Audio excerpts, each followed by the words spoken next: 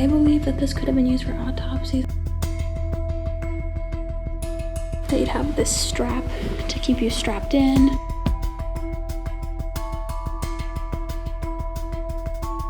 Alright, hey guys, what's up? Welcome back to my channel. Today, Sonny and I are going to be exploring a tuberculosis hospital, also known as a sanatorium. Super excited for this one. There's so much to uncover here. So with that being said, I think we're just going to get right on into it. So let's see what we can find. So we are starting right off in the basement, and we already have some really cool finds that we've stumbled across. This kind of gives me like Mad Lab vibes, very eerie, and there's like a lot to process because there's a lot of little finds in this room. So I'm gonna get you guys a little bit more of an up close look at everything that's going on in here. So one of the main things that grabbed my attention is I like this main piece right here.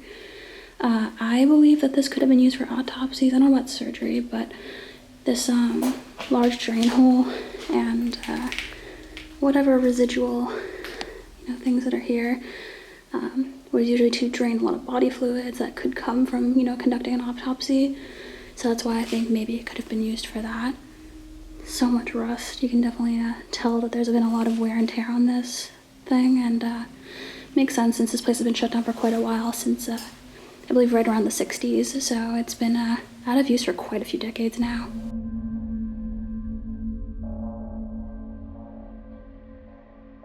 Another one of the main standout pieces here is this really large surgical light. Definitely a more old school look compared to the ones that are modernly used today. If you guys have seen any of my other videos in more modern abandoned hospitals, this is definitely a different look. But yeah, basically would help illuminate the body cavity to help them see exactly what procedures they were doing, make sure they're doing everything properly, because visibility is everything when you're doing procedures like that.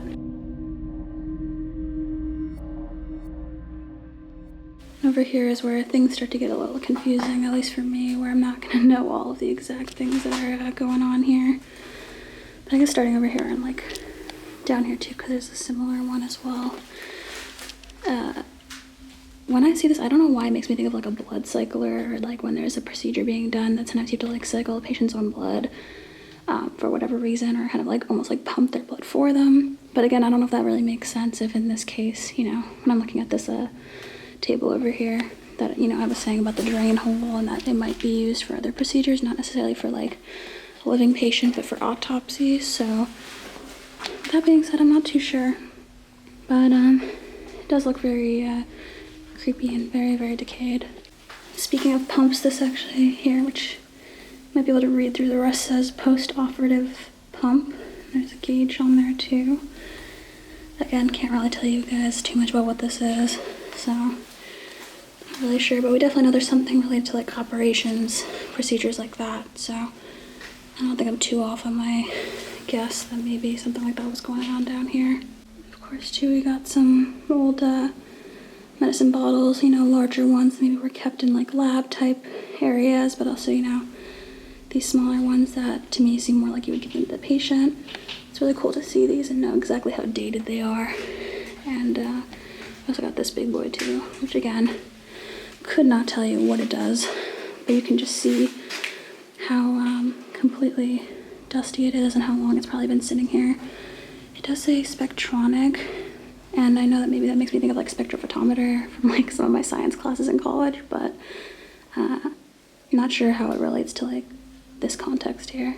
And I know I mentioned just recently that this place shut down in 1960 or around the 60s. Very specifically, the last patient was discharged here in 1961. So that's very different from a lot of the other places that me and Sonny have explored, just because a lot of them shut down more recently, 90s or 80s. To see something from the 60s, especially like a sanatorium, is pretty special. And I'm really excited to show you guys this one because it is in fairly better condition than the other ones. Not to say it's not decaying, but it is cool to see all this stuff that's still left inside, because there are definitely some other sanatoriums out there that just don't live up to something like this anymore. There's really nothing left. So I'm definitely excited to take you guys around this one. So I think we're going to head into the tunnel system, make our way through some of the other buildings, and see what else is going on. So Sonny and I are about to make our way into the tunnels, and we see this super eerie looking stretcher that is really rough, really decayed. I mean, definitely looks like this thing hasn't moved in a very long time. You can actually see the straps and everything down too. here too. That's super eerie to see. Alright, well, that is our warm welcome into the tunnel, so let's go see what's going on down here. Okay, so we are currently making our way through the tunnel system. Gonna try to stay quiet because it can get a little echoey. And we'll probably make our way to one of the third buildings. I think there's a cluster of 4 that were all women's pavilions, so kind of where women were staying when they were being isolated with tuberculosis. And I'm gonna limbo my way under this. Bear with me. Okay, we're back. But yeah, this was where women were staying when they were trying to be isolated with tuberculosis. All of these buildings that are left. So when you think about it that way, it's definitely very eerie. See, this is one of the other buildings, but I think we are probably gonna keep heading down, and I'll check back in with you guys when we have made it in. Okay guys, so we hopped into one of the buildings on the first floor, and we're also finding some cool stuff in here.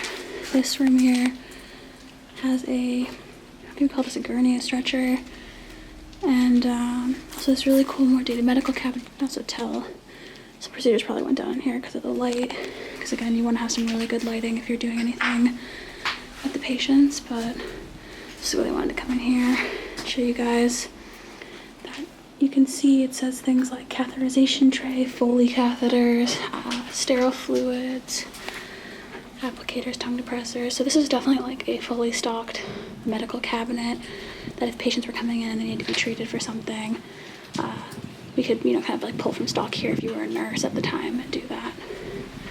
Also, it is a super gloomy day. It's kind of cool because you can actually see the building's exterior, which sometimes I have a hard time filming that because of, you know, visibility or other issues, rain. It is a little bit gloomy, but I like that.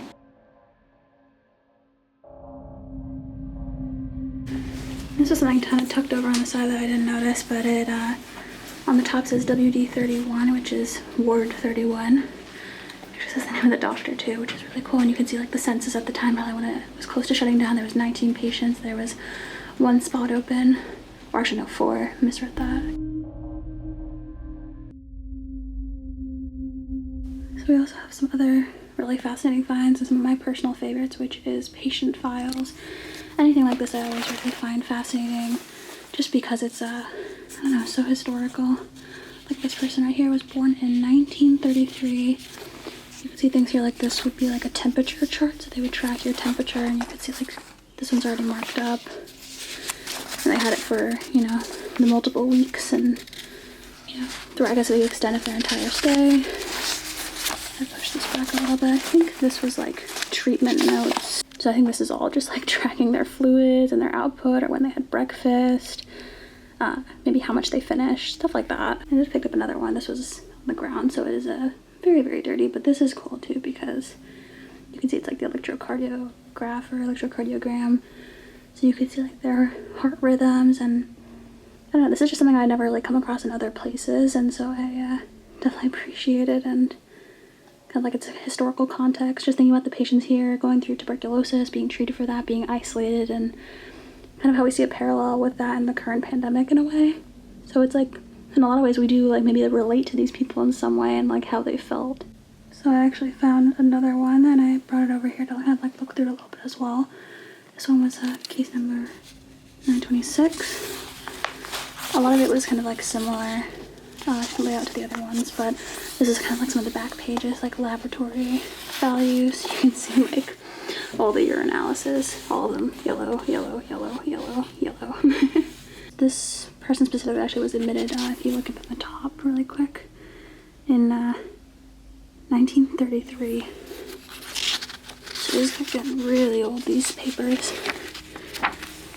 Came in by ambulance. Occupation child. Yep, that makes sense. And yeah, just a lot of little notes here and there. Again, a lot of cursive I can't read, little other things, but really cool to read about. And again, like even further dating back, the fact that I'm reading something from 1933 right now, it's just wild.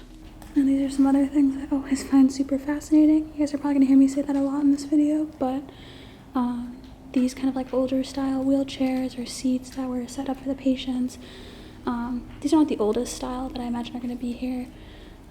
Probably maybe more of like closer to the time when this place was about to shut down, because these do look fairly similar to modern wheelchairs. I mean, you know, if this place was shut down in the 60s, I think they've kind of, you know, come a decent way from having to just use wood. And just walking a little further down the hall, we actually have another one. And we also over here have a bunch of like sewing machines. You can see about 4 of them. I'm not sure if these were maybe just available for the patients, you know, as downtime activities, because of course they still had things in place that the patients could do while being here. But you can see they have a foot pedal down here, and you almost could imagine like a patient being wheeled up, kind of hanging out here for like an hour, messing around, making something, practicing their skills, because for a place predating the 60s, this was kind of something really common. I feel like that was a skill that most women were kind of encouraged to do, like learn how to sew and do all those things. It was definitely more normalized, so maybe the hospital just saw it as like a more common activity that a lot of them would identify with and would want to do. Okay guys, we hopped out of that building because that was really all that there was to see. This is another hall we are actually going to check out later. We think there is something down here. Maybe it leads to a specific building. We're not 100% sure. So stick around till the end to see us go down this creepy tunnel. But we are making our way specifically this way still, because there's one more building you want to see of the women's pavilions, where all the women were isolated with tuberculosis. So we're coming down this way. And also guys, this is pretty dangerous and risky because this is connected to an active hospital still. We just popped up into the last building, and this is a section I wanted to show you guys too, because this is just another like kind of section of like almost like documentation, not really patient files, because these were all the employee records. So it actually says the hospital, and it says, you know, the employee, and it's like other weird stuff too. It actually has some if they're like an ex-patient. I'm actually going to pull one up and show you guys what it looks like, and I'm going to cover all the compromising information and just give you guys a better look. So here's a more up-close look of one of those cards. As you can see, it says employment registry with information like your name, where you used to live. Everything's in cursive, so honestly I cannot read it for the life of me. They ask like ex-patient, ex-colonist, don't even know what that refers to, but yeah. So these were, you know, hundreds and hundreds of employees who used to work here, and everything really about them is just kind of like frozen in here, you know, on the ground. This person was 45, you know, just like these little details about them. It's always so fascinating to me knowing about the people who really worked here, because I don't think they were bad people, and I'm sure they had hopes to help all these people, but sadly tuberculosis was a really, really bad condition. Not many people survived. I think the estimated lifespan for someone who got diagnosed was at most 5 years, and I think over half of the people diagnosed, which I'm not 100% sure, but I believe that is at least the statistic, at least half of the people diagnosed died. It truly was a really sweeping pandemic, almost like, or an epidemic, kind of like what we're going through now with COVID, and I think that is, like I said, it's just an interesting timing thing, coming here and experiencing this in this way and in the way that the world is right now. I don't really feel that comfortable going too deep into the section or staying kind of in this area for too long, just because there's a lot of visibility from the current hospital. But we have a lot of the old dental type looking equipment, from the chairs, and you can see like over there we have like the overhead piece that could have been used for a variety of things when doing dental work. There's a few other ones here. There are some other ones closer to the window that I just don't feel comfortable. Like that one right there is fascinating. Some other ones here that were like more pumped up and elevated. That one also here. This one right here is really fascinating to me. All very old style. And with that being said, I'm gonna duck away now because it's very, very sketchy what I am doing. And I don't want to risk it anymore to be seen anymore, so I'm gonna tuck away from this section. So here's one of the larger sections, rooms, with a lot of stuff in this like section. I mean, there's just a bunch of little finds, I guess, even right here. We see like another kind of like type of stretcher. I'm not exactly sure what kind this is, and there's like a pad in here, similar to like this thing that we saw downstairs with the drain hole. So I'm not sure if these are kind of like of similar purposes or what. I'm kind of confused as to like this whole like ring situation around it, but probably for transporting patients. I'm gonna hop around and show you guys a few more things. I have to be pretty discreet because of all these blown out windows. So another thing that really stood out to me is this piece, which I don't know if this is exactly what it was made for, but it gives me this feeling of like, you know, if you had a broken leg or something and you had to sit there with like all the pins, everything, like to get all the bones reset. Can't tell you if that's like exactly what this is, but you know, it gives me that feel. Almost like you could sit here, you'd have one leg raised, maybe you could adjust the piece a little bit, and your leg would go through there. These are also pretty random in here, and a lot of the stuff here doesn't feel like it makes a lot of like logical sense. Like it's all kind of just like tossed in here. They probably were dispersed throughout the hospital at one point, and then, you know, when they were shutting down, they kind of just smushed it all in a room. But these are like overhead hair dryers, so you kind of be sitting right under here, and your hair would be getting dried. They have a few different ones there, and down here as well. And there's also a few other kind of like hair drying, hair dressing things related in here as well. So I'm gonna hop over to those and show you guys that. So here are those other like hair dressing, hair drying, styling type chairs. You have like, you know, this little kind of like bowl-shaped piece to put over your head while your hair is wet, get it dried. And I don't know, when I was looking at this before, I thought that this like minty, kind of like really vibrant green was so pretty. Definitely gives me that 60s vibe, which I feel like, you know, fits with the era of this place very well. And last, but certainly not least, is this kind of like setup here. I mean, obviously this is probably like all put together by an urban explorer at one point just to take a really cool picture, but I mean, it paints this picture for you of what, you know, some treatments could have looked like here. You know, how a patient had like surgical lights over them, you know, to kind of visualize their cavity. So maybe if they were having a treatment done or something was going on like that, you know, they had like these pillows, which are now very, very rusted. All of these straps here, I'm not sure if they were supposed to be underneath the straps so that they were kind of like held down to the bed, but that's kind of what I'm imagining. Things like that. And, you know, there's this machinery here, stuff that I really, again, I'm not gonna be able to tell you guys what exactly it does, what its purpose was, or even if it went with this stuff, but it's still just so cool to see it all. There's one over here too. Again, seeing how decayed it is and, you know, imagining what its purpose once was so long ago. So this is really cool, and I'm happy that I get to see all of these amazing finds left here, because these are things that, you know, directly touched patients, really affected them, you know, were direct parts of their treatment here, and that's not something that every single place has left. A lot of places are really bare, and so it's always something really special when you get to see stuff like this.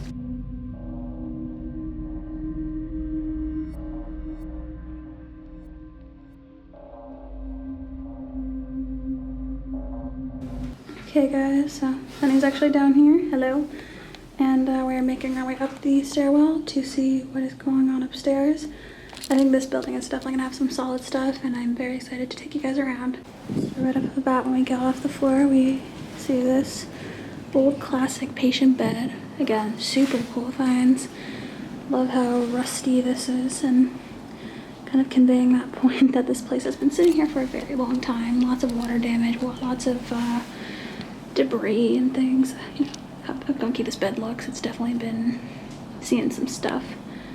But again, another really fascinating thing to see, to come across. And there's also something else right behind me in this room that I wanted to show you guys too. So let's hop into that room. Okay, so this is the room that I wanted to show you guys. But this is cool because it's like a examination chair, and again, these are going to be things that are much more dated, much more, I guess, of like an older find that is kind of like hand turned to get these pieces to go up and down. That's really cool. I would do it for you guys. Let's give it a shot, I guess. I don't know if you guys are gonna be able to see it that well, but you can see it's like turning here, and you can see like, I don't actually know if you guys can see it that well. I can see it, but it goes very slowly. Also, my hands are gross now, so. But yeah, that way you could adjust how high or low some of the pieces were, how high the patient could sit up. These are the things I always really like to see, because again, this shows the date, like, you know, just like I said with the patient bed, all these other things I've been showing, it gives you that time period feel. Like, this is not something I would see now, ever. Like, I would see this in a museum, at most. Looks like there's some more patient beds tucked around in this place too. We also got other stretchers of various sorts, like the one we saw in the tunnel system. This is definitely, I would imagine at least, is another setup by an urban explorer, maybe. I mean, who knows how long it's staying like this. It could change. It could stay for another 20 years. I don't know. But you can see there's another light fixture kind of set up. There's actually, I really like how you can see the overhead decay, all the grime from the ceiling, and I'll try and get close. I have to be careful because there's a lot of like view from the road right here. But you can see it's like specially designed for hospitals, these beds. So that's kind of really cool to see that. That being said, I'm going to duck away now because, again, visibility is awful in this place. So you have to be super, super careful every single time you're kind of getting close to a window, or even a lot of the main halls are really sketchy to be in. And there's also this, what I'm assuming is a oxygen tank, or maybe like double oxygen tank holder, because there's two like base pieces for it. Which makes sense because a lot of the patients here, again, were primarily treated for tuberculosis, and so I could imagine that that had to do, you know, with their treatment. Maybe they're getting oxygen because their lungs were so compromised.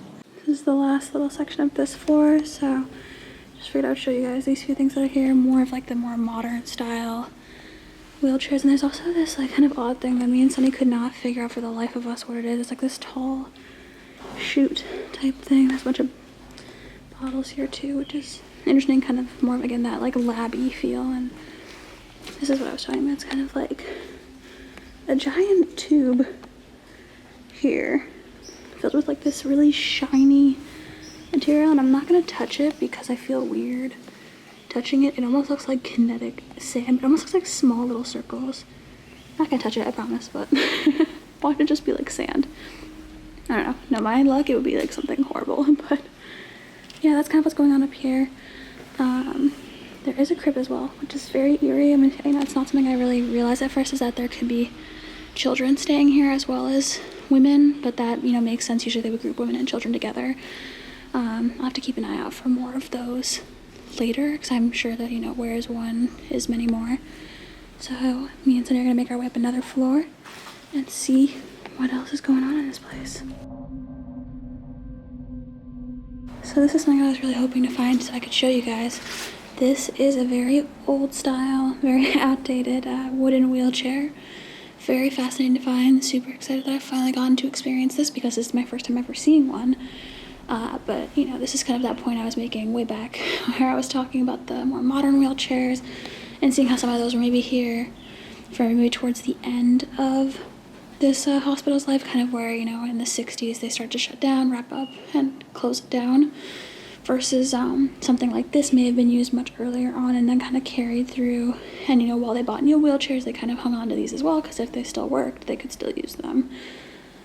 So it's really fascinating to see, like, you know, where your legs would rest, that you'd have this strap to keep you strapped in, and you can kind of feel like there's this little like metal section that like hooks around the back that, you know, I'm assuming the nurses could use to kind of like push you around if you know, weren't like very ambulatory, because again, some people in wheelchairs also had non-functional arms, so then they would need, you know, nurse assistance. And I don't know if these wheelchairs were also functional in that way where people can push the wheels themselves or not. Also, again, you know, patients were here for tuberculosis, so I can imagine, you know, with their very reduced lung capacity, they probably would need these things anyways, to rest and to kind of get around rather than being able to walk, because I can imagine that can be very exhausting for a person who is, you know, very compromised with their lungs at that time. So we are now up on what is the highest floor, I believe, of this last building. The only thing above us would be roof access. I feel like this would be a really good example to kind of talk about the structure of these buildings and how it was kind of helping facilitate the treatment of these patients. Specifically that it was supposed to allow a lot of fresh air to come in, a lot of sunlight to come in, because those were the two main treatment plans for tuberculosis at the time, prior to any medications being established. Hence why you see so many rows of windows. Lots of, you know, windows were a part of the design of these buildings so that we can get sunshine in, And additionally, you know, these windows would push up so you could get a lot of fresh air. And so actually, a lot of the patients who were in the, you know, isolation wards at the time, they would have their beds all rowed up here. And that's where they would be sleeping to get a lot of fresh air, you know, a lot of exposure to all those things. And that was kind of what was thought at the time to be the most helpful for them. And you can actually see that it is the same design over on the opposite side as well, that I believe at the time for this building, they could accommodate 14 patients to sit outside on these little kind of like exterior terraces. And interestingly, this place actually found the cure for tuberculosis. They did clinical trials on the patients here who were suffering with the condition at the time, and they, you know, found from their research that they were able to basically develop a new medicine, a new drug that pretty much like resolved the issue, resolved the epidemic that the country had been going through for so long. And so in a way, it was really amazing to read about that and to hear about that history, to know that this place, who, you know, was so integral in treating tuberculosis as a sanatorium for so long, was also, you know, involved in finding that cure, but also in the same way that was, you know, inevitably what caused this place to shut down, because, you know, there was no more need for sanatoriums like this. There was no more need for people to have to quarantine from tuberculosis because most people had access to medication and, you know, other, you know, community services that could help them with that. So inevitably, in one way, they created this amazing medical discovery and, you know, really contributed to history, but also caused their own closure and also the closure of many other sanatoria as well. But just some really fascinating history that I really enjoyed reading up on, because I always like learning about that stuff, and, you know, not only the role that this place had in patients' lives, but also in history, because medical history was molded so much by these places, and it kind of got us to where we are today, which is really cool to hear about that. And speaking of research on that note, I also remember reading up a lot about these beautiful mosaics that are actually featured in this sanatorium, and a lot of them I think were imported from Holland, at least all the materials and things. And it was kind of to depict all of the nurses and medical practitioners here kind of caring for children. That was like a big common theme here. So I'm assuming this had to do with the fact that, and I'll show this also later, that there were a lot of cribs here, which, you know, to me made sense, like that you kind of might loop the care of women in these women's pavilions with maybe their children or other children in general. Usually women and children are grouped together. So you can see one here. Here is another really beautiful piece. This one's a female nurse caring for what looks like a really young baby, and you can actually see what I imagine is the hand of another young child that's kind of like holding her, maybe like kind of like feeling like comfort.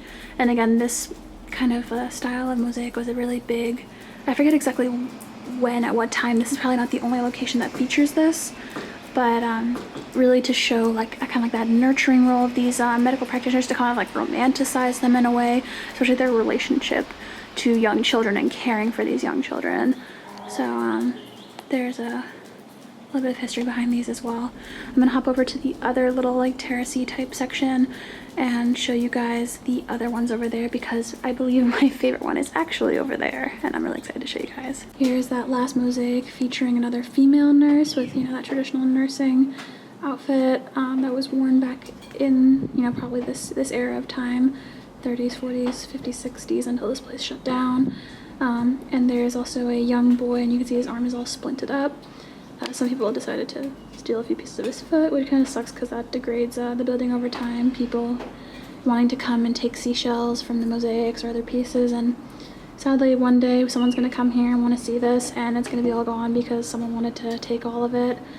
But I'm really grateful that I was able to come here and be able to see it in this state, because it is truly stunning, and it is a big part of, you know, the architectural history behind this place, and what kind of a story is being told here, how they were trying to, you know, at least paint this image that they were nurturing and caring for their patients.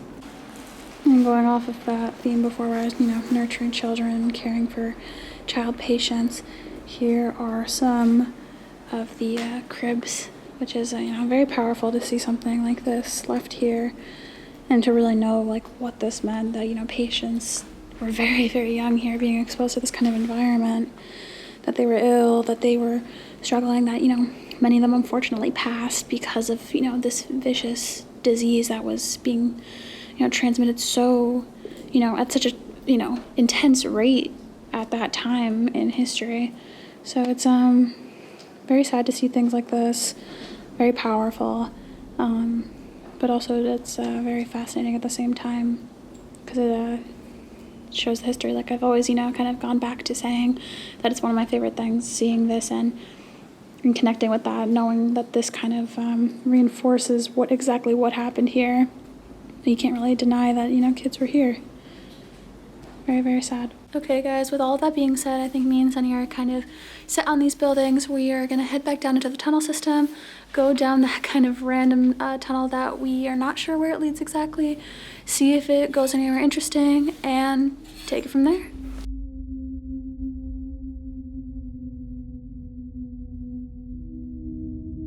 Okay guys, so we are making our way through this kind of like unknown tunnel. We have no idea where it's gonna go.